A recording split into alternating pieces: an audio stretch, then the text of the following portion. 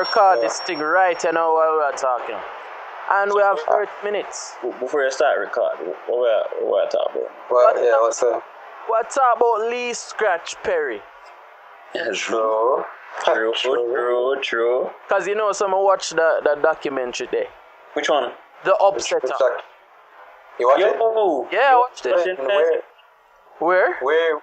Let's not disclose that type of information. Alright, cool. No. You message us that. Yeah. Alright, cool. Something. You know what I'm saying? He'll give us the copy that he has. Everything lopsided now. Ikem does watch it and have knowledge now. You know what I mean? Yeah, we just we don't really know like what you know. But alright, we'll try. I know things still, so I got talk. Alright, cool. We'll try. Alright, so the man, the legend, Lee Scratch Perry. You know what I'm saying? What's your thoughts on him, Matthew? Since you say you know a little something. The first thing me wants us to is which I think a lot of people don't know. Mm-hmm. So if anybody who kind of stumbles upon the content, to understand that other people right now in the world are looking towards the shift in music, and everything is moving a little bit towards dubstep and electronic, and America is becoming a bit more digital now. Nothing's wrong with that, that's all good and well, But people need to recognize that there was a man who was definitely before his time with that kind of thing, and he was a Jamaican, that was Scratch Perry. Wait, Matthew, let me pause for a second. Because I'm not sure if this thing is, it's recording, but let me just check to see if it's recording, and then I'm going to start back again. You know what I'm saying? No problem. Alright, we'll just start off from which part we did there. Sorry for the little technical interruption. Yeah, Matthew, what you saying now? Yeah, as in, just nowadays, everything, kind of moving towards, digital music, dubstep. Yeah.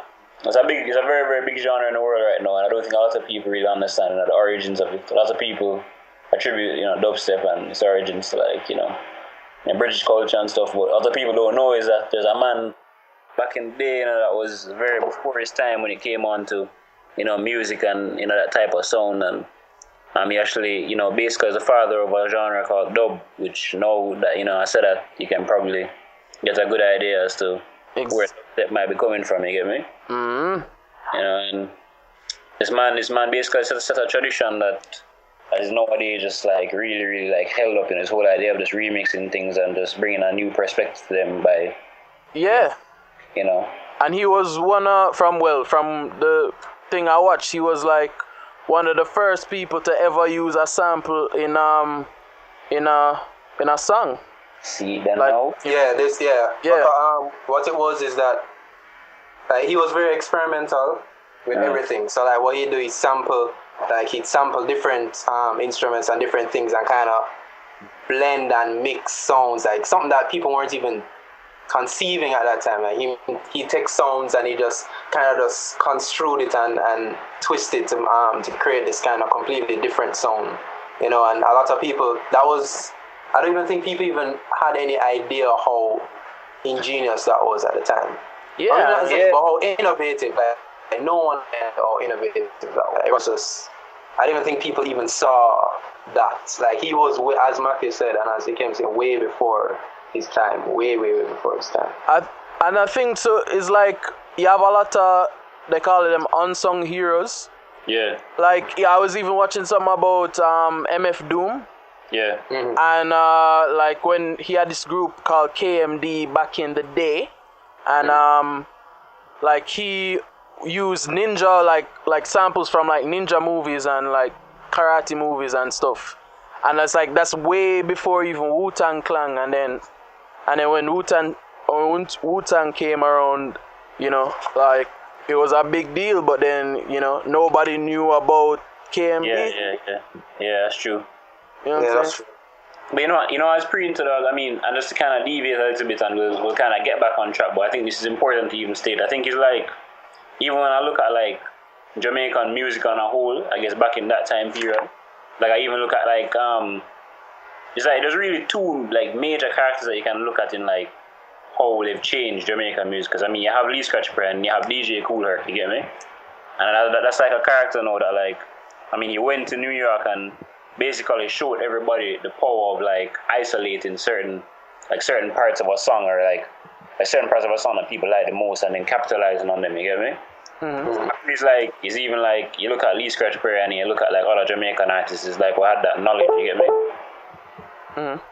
It's like we basically had that knowledge and that know-how to like understand that there were just certain things that were appealing. You get me?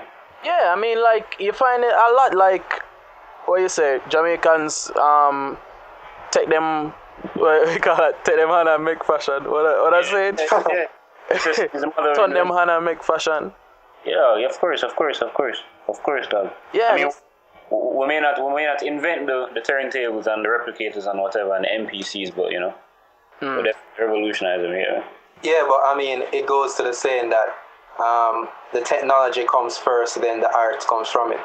I mean, the paint was never invented for someone to paint art with it or do. It was invented because of the use on different material and such. It wasn't necessarily created for people to create these massive works of art or these artistic.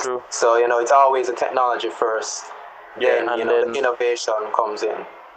Alright, let's before we stray, alright, from Mr. Lee Scratch Perry, you know what I'm saying? What do you think about like the persona? I mean, like a lot of people have a lot of different things to say about him. Some is like he's a genius. It's funny. He's a madman. I had a theory. Not really a theory, but I just had a thought. Like, not a theory. I had a thought, like a random thought about Lee Scratch Perry today. That it's as if he's on a constant trip. Like he's just always on a trip.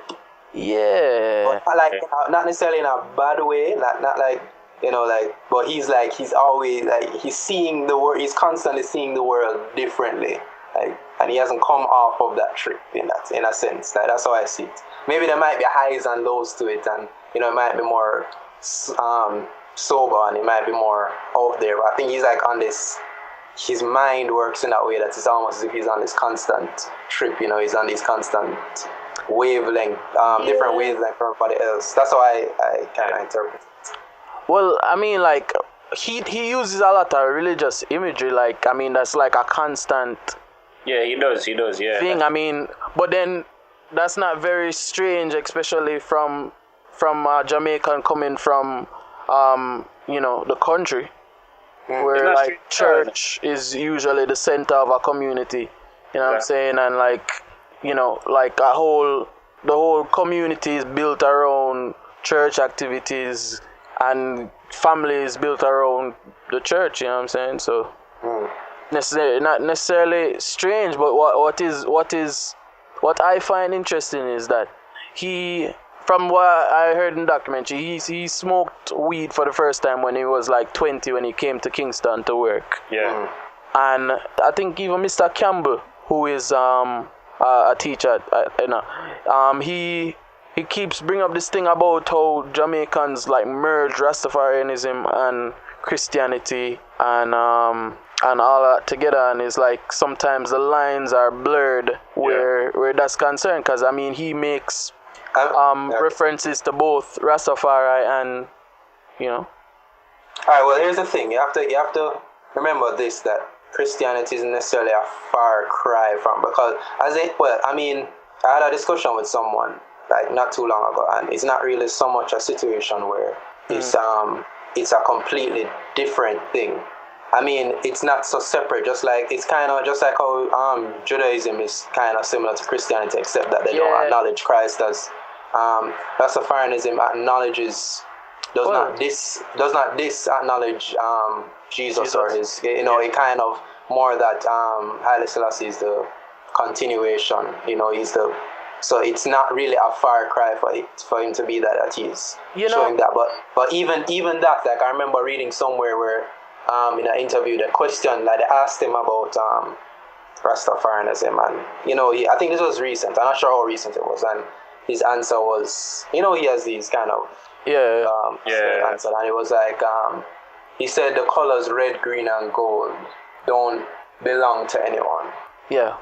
If you're looking at a glass if you're looking at a glass of water when the sun hits it, you see, red, green, and gold, and a lot of other colors you see in there, you know. And it kind of went on to say that, it was kind of a way of him saying that he thinks that that Rastafarianism probably takes ownership of some symbolism, like takes up too much ownership, to some symbolism, like, so I don't know if it was him rebelling against it or him kind of rebelling against seas, I'm not really sure, but I don't know if it's that he's like, completely down like for Rastafarianism, no. So, that I get that thing. Yes. So I don't know. What's your? I mean, it's funny that. Sorry. Continue. No, well, I was just saying it's funny that you said that because, like, I know that even from the documentary again, there was even one point where he was talking about the Congos when they started living at him studio, the Black Ark, and like, I mean, the Congos, there was this group that he produced for, and that was like the last group he produced for before the mysterious burn down of his studio. So the Kim man and him just burn it down. but I mean, like even like around that situation, he was talking about, the natties never look upon him. Them look upon him as a fool or a little country boy when they know nothing because him don't have natty and he was talking all of that. But then like he was saying some of the Rastas, them say some of the dreads, that's what I call them, are a joke, because I mean dread's supposed to be 100% righteous, 100% holy, and a lot of them, they just, and the funny thing is, like, you find a lot of, I don't know, I mean, I'm not talking from like any direct knowledge, but from what I've heard in pop culture, like even that song with Junior Gang and Capleton, that one is like Selassie never born in a manger. Yeah. I never, like, there are some Rastas who be like, yo, Selassie's, the return, the second coming, I guess, in a sense. But then there's some that like discredit Jesus and and then some who discredit white Jesus. Yeah, well, that is true. I know that's exactly what I'm getting at, because it's, you hear me? Yeah. Yeah, because it's I've always found that strange, because I used to think prior to like that conversation and further knowledge, I used to think that they discredited him, but I know that of course they definitely discredit the white version. I mean, which is fine. I have no problem with anyone discrediting that. Yeah. But I always found it strange that I thought that they just completely discredited him. But I kind of learned that no, that's not how it is. That it's more of a return, instead of him. So, and I find that to be true. Like, I understand where Lee Scratch is going with that, because where Perry is going at, because a lot of them, don't fall into that whole righteous. Like, they might have the locks and they might wear the red, green, and gold and everything, but they don't fall into that kind of what they call it, the Christ consciousness. That's actually what they call it. That's the Christ consciousness. Yeah, that's what they call it. So like, they don't have that kind of righteous mind, So it's, and I think it really go back to what he was saying, where like when he said that they don't own, those colors, and they kind of take all the symbolism on themselves. But I guess it's really to say that they don't live up to what. And as a certain, in my opinion too, like I think, well, two things. There's a certain kind of, I guess, I wouldn't say corruption, but it's like the human element, like kind of playing on certain things. Because yes, the base of Rastafarianism is supposed to be about spirituality and somewhat about, like the universe and connectivity. But then there's also the world aspects and the human element being, the ownership of an identifying factor, which colors on the flag. But I think that Lee Scratch talks about a lot, which a lot of people don't really zoom in on a lot, or they kind of use it sometimes to discredit him as a madman. Yeah. When he talks vibration, I don't think people really like analyze the aspect, because he's not a man that will wholeheartedly all the time talk about Rastafarianism, but he'll always talk about Afrocentricity, and he'll always talk about a Jamaican vibration. In my opinion, even what Ikem was saying earlier about how Jamaicans kind of seamlessly and melt like Christianity and Rastafarianism and spirituality and and certain things like devices like marijuana and stuff like that. Like, we look at music and we look at a good time and we look at spirituality and we look at highs in, you know, spirits and in herbs and we look at the other things as a vibration. As a country in Jamaica, we look at these things as a vibration. I've something about that too. All right, Lee Scratch Perry as a force for bringing people of black consciousness, like a form, a medium of awakening, you know, black pride and stuff. Because like even the name of his studio, the Black Ark, he was saying that he built it to help black people. You know what I'm saying? And he was talking about Marcus Garvey, and he was talking about, you know, Marcus Garvey had this thing about the black star, and he was taking it like in a pop culture sense as black stars, and like each of us are black stars, you know what I'm saying? And even like this thing, like even who was on this program, it was On Stage last night with Buju Banton. Not Buju. Sure, was it Shabba? Yes. Yeah, when he was talking about every ghetto youth is a star, and keep that in him consciousness. And like even the fact they were talking about his relationship with in the documentary, they were talking about his relationship with Bob Marley. And his relationship. Lee Scratch Perry's relationship with Bob Marley, and how it ended with how the Wailers and him were on bad terms because he sold the rights to their music to Trojan, and how they didn't like him for that. But then he was saying, boy, honestly, if him never sell it to them wouldn't reach nowhere. You know, Bob Marley and the Wailers wouldn't reach anywhere, because basically him did see it as an opportunity for them to reach a wider audience. But get out of the thing. So it's like him did say him confession, because him did say it's probably wrong, but in the wider picture is probably the best thing that him ever do for them. You know what I'm saying? Yo, as in, honestly, as in I definitely get what you're saying. So, I mean, even about that last bit about, you know, selling the rights to Trojan. I mean, I personally think that there are certain things that you do in this world that, I mean, they may go against some of your personal beliefs sometimes, and I don't believe it's something that you should do always, but there's definitely some consideration to be given, like, outside of yourself, you get me? Which even looking back at this whole idea of vibration, I think he's definitely a character that considers a lot of things very objectively. I think that's the reason. That's, in my opinion, like, even when I started talking about vibration, that's, in my opinion, is one of the defining factors about Lee Scratch Perry. Is his objectiveness, you get me? Yeah. So you'll never really hear this man trying to zoom in specifically on one particular belief, you get me? And on one particular method even.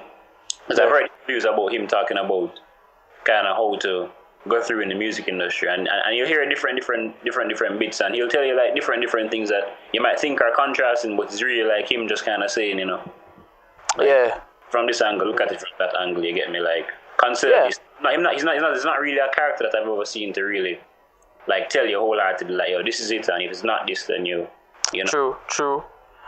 Alright. No, let's look at him in terms of his stage presence, right? You know, it's a very eccentric character. You know what I'm saying? Him wear the mirrors and him hat and all heap of badges and, you know, the rings and all the jewelry. And one point in the documentary, this was after he burnt down the studio to get he was trying to run the Rastas off of him property, basically. Those who were taking advantage of him. And this is after his wife left him for one of the musicians. You know what I'm saying? Like, he had this point where it's like, you know, the people were basically around him were like parasitic, you know what I'm saying? They only wanted him money. And, you know, they would call him a madman. And him say, well, if I'm a madman, good. Yeah, man, not deny it. You know what I'm saying? If you make you don't want to be around me, then, you know, then don't be around me. If you don't want to be around a madman, don't be around me, you know what I'm saying? And basically, him used this, basically like what it sounded like was he was overplaying it, you know what I'm saying? To get people to kind of weed out the true friends from, you know, Right. Yeah. whatever. But then at the same time, right, like going through such a traumatic experience of having your wife leave you and everything, and all the years of abuse of ganja, because even him said it at one point, he was saying, you know, there's a point where him did realize that he was abusing it, him did do it too much, and it's like, after, if you smoke for too much for too long, you know, it damage your brain can't take it, and you fry out your brain, and once that happen, there's no way of getting it back, you know what I'm saying? Even him did say it, and he has like these moments of clarity where him just talking just like, you know, like he's a very educated individual who like know what's going on, and then there are these points where it's like, you know, everything is so cryptic that you can't help but wonder if, you know, everything is there, you know what I'm saying? Yeah. But Definitely get what you're saying, and I think it comes back down to the ballad of like looking at the romanticism of like the artist and like kind of working through both the vices and the clarity, you get me? Because I mean, you look at the idea of the artist, I mean, you look at like guys like Jean-Michel Basquiat, and you look at Lee Scratch Perry, and you look at like a John Lennon and stuff, and because of a lot of the vices that probably they were, you know, like drugs and stuff, you might have thought that, you know, I mean, look at even at Tupac, I mean, you might have thought that it was a reason to discredit some of probably the really important knowledge that they really had to give, you get me? Yeah. But I look at Lee Scratch Perry and I said, well, I mean, I can get why people would want to call him a madman, you get me? At the same time, it's a two-way street, you see me? Because at the same time, we as human beings can't deny that this normalcy is something that is imposed upon us. It's this idea that, you know, we grow up knowing that, look, honestly, you really should strive to be normal. You get me? You really should strive. Like, that's how society is doing that. Yeah. You get me? So it's like, we can look at this idea and say, boy, you know, fry out your brain, and boy, if I want to everything there. Like, I still think that you have to always remember that. I mean, these are the guys who changed the world, you get me? Same time. Yeah, you might think that they're crazy, but yes, also remember, never forget the fact that we consciously understand that as human beings, we try and against ourselves a lot just to be normal, you get me? Yeah. And there are some individuals who just aren't willing to do that, you get me? True. Alright. So then any thoughts on him as like a musician? I mean, him sounds, what set him apart, you think?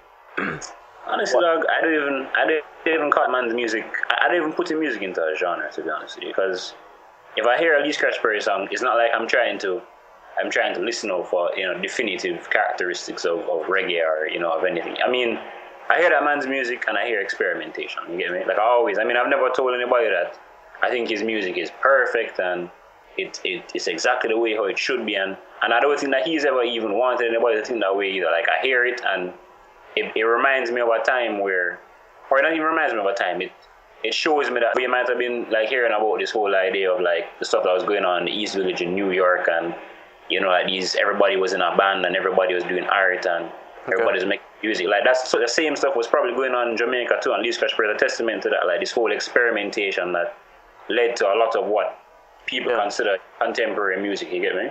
True. So, I mean, like when I hear his music, honestly, that's the first thing I really hear. Like, it's always been just for me about experimentation and how I can see it in contemporary society and contemporary music. True. Taj? I mean, I'd have to agree with Matthew on that. I don't really see it in a situation where his music is defined to, you know, reggae, or defined to, you know, it's really just kind of this him kind of mending sounds and trying to create something that's, I won't even just say different, but something that's beyond what he normally, you know, hears. Like that's what he basically tries. Like he tries to go beyond what he normally hears, what he normally experiences, and you know, like it's a situation where like he even like he would take, for instance, ska, and like bass wasn't something that was like dominant in Sky was, like more the horns and the pianos and stuff. So he would kind of, like probably tone down that and like pump up bass and like he's just trying to mutate. He's trying to like play with things and try to create something that's different from what's already there. So it's you can't define it like just like that, I guess. He brought in the whole era, the producer being the artist, you know what I'm saying? Because before, producers were just the technical aspect, just mixing the sounds that the musicians were creating. So he made the producer the musician kind of thing, you know what I'm saying? Yeah, exactly. That's one thing. I mean, he definitely kind of started with the status quo in terms of how music was made at, in terms of who was at the forefront of it, because I mean, you had a lot of producers in music in Jamaica and even around the world that it wasn't until years later that they got this whole, I would say, fame and recognition and... Yeah, I mean, that's true, because, I mean, look at it now, like you have, now, this day and age, you have producers who are superstars, like the concept of a producer being, Diplo is a superstar producer now, like, that's beyond normal, like, to this thing, like compared to past times, like producers were never someone who would have a stardom, who would be seen in front of magazine covers, and like people like them and Skrillex and stuff like they owe that to like this man. Turn on? Yeah. Yo, alright, this thing recording again. Okay, alright, where do we leave? Where we left off? Wait, hold on. Alright, let me. The last thing you were saying was people like Skrillex and thing they right. So because a lot of, I mean, the producer having fame, the producer being an artist, the producer being someone who's acknowledged like individualism without the actual musician, without the actual without a vocalist. Like the concept of now is like a lot of them owe that to Lee Scratch Perry, like he's pioneering. Look, I mean, producers like, as I said, like Diplo, like Skrillex, like those people, they never, like for them to even have some kind of recognition beyond just producing for a vocalist. That's crazy, because it's really like he made the art, like he kind of pioneered that of producing, like just that in general, like the art of being a producer. He pioneered that. So I mean, you can credit him with the birth of hip hop. All right. Let me tell you where I think that's a bit tricky. Mm-hmm. I do believe that you can credit Jamaican DJs and artists to that. But I mean, remember, he was the first person to sample and create these beats that DJs used to toast over. Yeah, that's the thing, like I'm a bit like, I mean, I guess if you're looking at it from like that aspect, then I guess sure, you get me, but like there's another American DJ. I'm not sure. I don't think it wasn't Grandmaster Flash.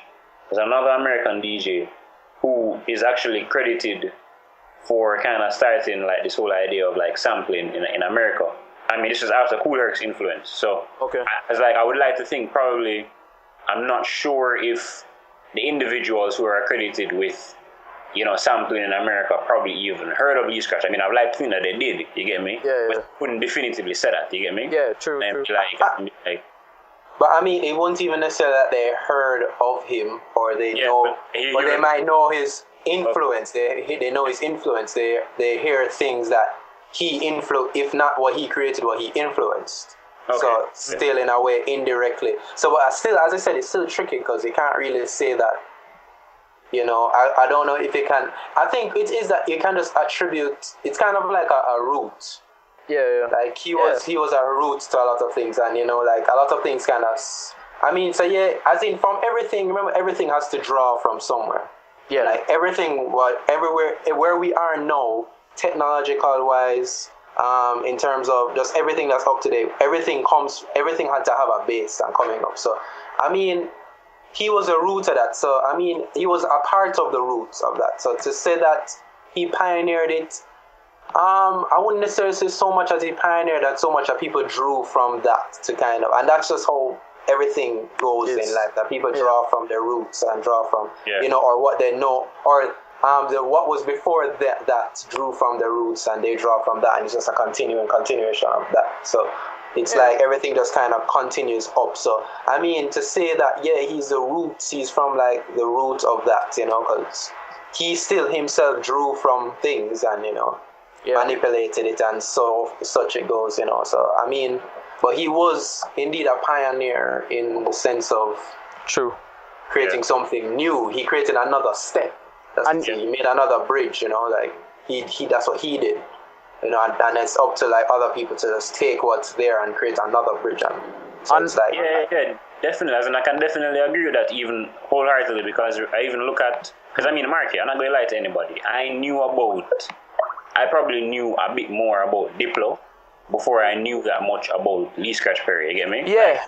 I would definitely do that, and it's like, I really look at it and I'm like, when you even talk about somebody taking it to the next step, like I listen to Diplo's music, and like I think about this idea of how he kind of stripped everything back down. Like he kind of stripped everything back down from like, and this was in a time where it was really just about how people molded like vocals and people, how people wrote beats and stuff. And he kind of gave these beats this personality. You get me? Like, I mean, even when you look at it, the character of Skirt Boy that he used to tie to the music.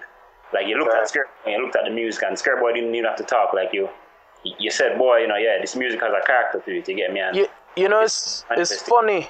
It's funny that you said that, because it seems like as if Jamaican music has a lot of character to it. Mm-hmm. And you find that like this idea of characters, because I mean even David Albarn, the guy behind the Gorillaz. I mean he is a huge reggae dub ska, person. Like if you looked at that documentary on the Gorillaz, you see that like a lot of his influences come from Jamaica. Like he brought a lot of Jamaicans onto to help out the project, and you find like I don't know if it's something about Jamaica. I mean, it's kind of sad, because when you think of Lee Scratch Perry, right, where he is in terms of people in Jamaica paying respects to him. You honestly, you're probably never going to find people pay as much respect to Lee Scratch Perry as they do to Bob Marley. And a part of that has to do with the fact that Lee Scratch Perry is very off the wall. You know what I'm saying? And like people to give him that credibility, to be honest with you. Huh? I say it's hard for people to really give him that credibility and that title, to be honest with you, because like people would rather peg him as backups then. You get me? Yeah. Right. Yeah, I do agree that people would more lean to that, because as I said, like it's easy for you to discredit him because of his character and because of his wacky behavior, in a sense. Like it's easy for someone to discredit that, and it's kind of sad that people would even want to discredit discredit their own, basically, because I mean, regardless, he is a Jamaican, he is one of us, he has pioneered so much, and yet people won't even it's not even so much discredited. You won't even give him the credit, much as have the knowledge of the credit he should be given. And that's a part of the whole. I mean, that itself is kind of a part of Jamaican culture in a way. But wait, that's for a completely different conversation. Probably we have that conversation some other time. We have to wrap up now. You know what I'm saying? So, last thoughts. Lee Scratch Perry, give me your last thoughts. What you'd want to tell somebody who never heard of Lee Scratch Perry before. Boom. Well, alright, Matthew. Well, one thing I would like to say. My thing is, I mean, I'm not going to go around anybody. First time I heard about this guy, I was like, this guy's a madman. I'm not going to pretend, you get me? I mean, I'm an artist, and I'm a visual artist, and whatever, and I'm supposed to be open-minded, but the thing is that society, as I said, has a way of kind of leading you to believe certain things are just a bit off the wall, and you should stay away from it. But I'd say approach his character with an open mind. I mean, I hope people kind of hear this podcast and want to do more research on him. You get me? Like, approach the character with an open mind. That's probably my thing, too. All right, Taj. All right. It's a situation where you have a person or you have people who go against the norm to kind of create something new, and those people are. I mean, history shows those people are usually dubbed within their time as crazy. It's essential. They always have been. It's like it's a continuous trend. Like everyone who does something new or does something completely out there is dubbed as crazy. Yeah. And I just think that he's another. He just follows that same pattern of someone who's completely misunderstood for his time. And not to say that. I still think that he, as a character, he's a little strange, yes. Yeah. But we'll have to acknowledge the. I think what it is, the artist's reputation precedes it, and I think there will be a time where people will be able to acknowledge what he has created, and kind of overlook his own personality, but I mean not over, but kind of look beyond just his personality and to see the work. Like a man may be flawed, but I mean he can create something that's perfect. He can create something that's true. He can create something that has less flaws than he does. Yeah. So, all right. And my take on it. All right.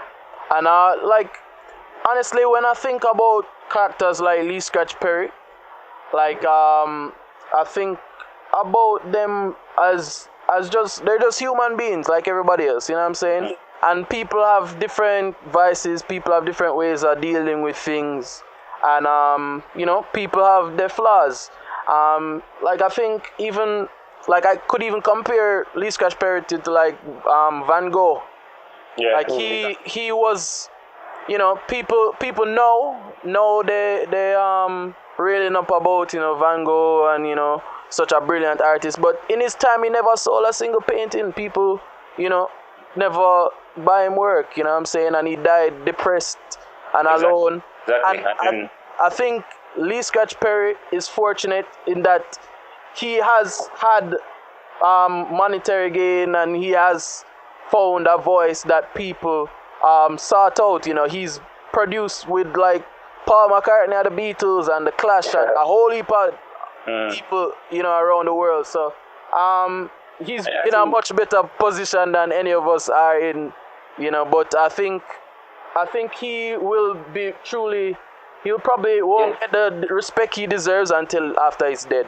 I don't know how much time we have left, but I really would like to take these last moments to make my comment about the internet. The internet useless, I like to call them. The people who do absolutely nothing. Absolutely nothing. and I know, you have to hear this. They do absolutely nothing and have the most criticism about everything and anything. And they have nothing. They do nothing. They contribute nothing. And they will sit down. The YouTubers, the guys who bloggers who like. The trolls, no, say it. It's the trolls, no. The trolls, yeah. Make something of your life. Do something instead of saying you go on and let me. I mean, I have nothing better to do. Let me just go on the internet. They made this song. I don't like this song. I can't produce for crap, but I mean, I don't like their song. I don't do anything with my life. My parents' trust fund is coming in. I'm good. I mean, come on. You're going to look at a man who has pioneered, and is it still recording? You're going to look at a man who has pioneered so much, and you're going to even open your mouth to utter criticism. What have you done? Please show me what you graduated from high school. That's brilliant. Oh no! All right. Don't kill him. I'm not gonna kill him. I'm sorry, but I'm just saying, like, people, please, like, have a little consideration for people. Like, even have you seen that like people complaining about the fashion that some of the Jamaicans were wearing for? But that's a different podcast. That's a different. Yeah, that's a different. That's a different podcast. I mean, I'm just saying, people just take it easy, go easy on everyone. Like, everyone's doing their thing. People are trying to make that. Don't hate on people. Don't use your time, and like, if you don't have anything constructive or positive to say, please hold your tongue. You know, Yeah. unless it is for the betterment and you know, but let's not bring people down. Yeah. And that's my. All right, guys, we have to wrap this thing up right you know. Thank you for coming on to the podcast. We're talking with Matthew McCarthy, you know, visual artist, Taj Francis, visual artist, and I'm Ikem Smith. And see you some other time. All right, man. Take care. Later. Cool. Yep.